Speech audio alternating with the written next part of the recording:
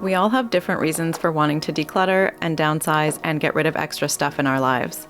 Maybe because we're moving to a smaller home or apartment, or maybe it's wanting to live in a more minimalist space, or maybe it's even just to stop paying for storage. Whatever the reason is, downsizing can be extremely challenging and stressful, and at times it can even feel impossible to make decisions and just get it done. Over the years, we've done everything from decluttering small piles of stuff right up to the extreme of getting rid of almost everything we owned at one point. We've learned a lot from these experiences and wanted to pass along 5 tips that help us get through every downsizing project, big or small.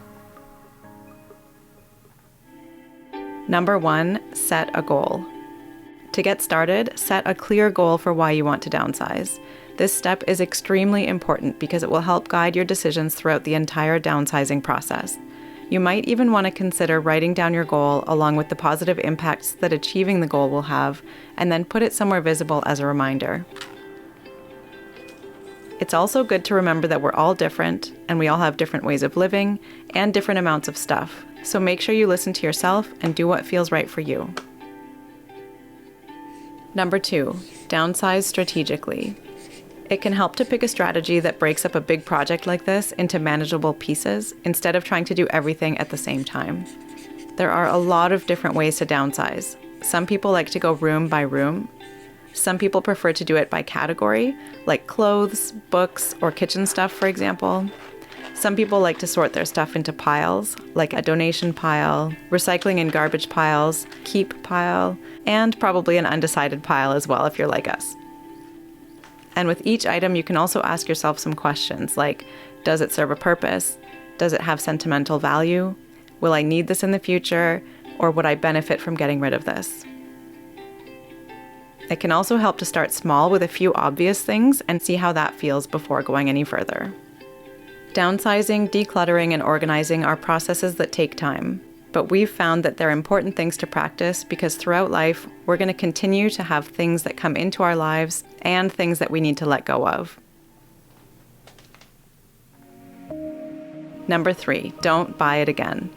As you go through your stuff, try to be realistic about the things that you need in your life and make sure you don't get rid of things that you might need in the near future. Because if you give something away and then you have to buy it again, it's just going to cost you time and money. On the flip side, though, it's easy to convince yourself that pretty much any object might potentially be useful at some point in the future. And holding on to those just-in-case items can really add up and create a lot of clutter in your space. So try to be honest with yourself when trying to decide what things are useful to you now and what things might be useful to you at some point in the future. And only get rid of things you're sure you don't want or need. Number 4, avoid regret. It's completely okay to keep things that are important to you, especially certain items that are sentimental or irreplaceable. You probably shouldn't go to extremes in the short term and get rid of things like this if it's going to make you unhappy in the long run. If you do have to get rid of something meaningful, there are some ways to make it easier. For example, taking a photo of it will allow you to look at it anytime you want, even if you don't have the object in front of you anymore. Or giving it to someone you know will love it or use it more will make you feel better because you'll know it's gone to a good home. Number 5, expect it to be challenging.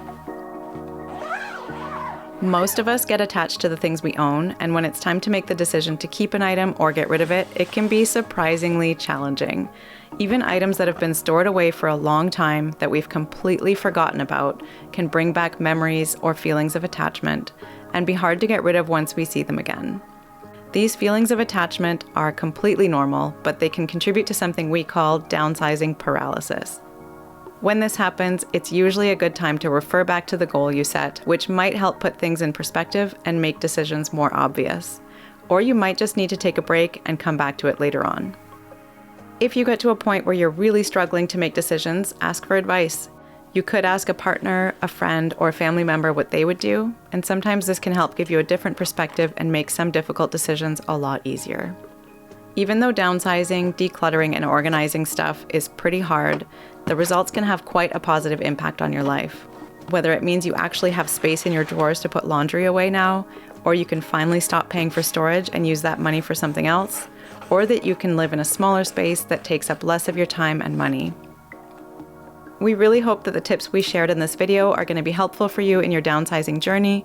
And if you have any other ideas or suggestions for things that have worked for you, please share them with us in the comments. Thanks for watching, and we'll see you in the next video.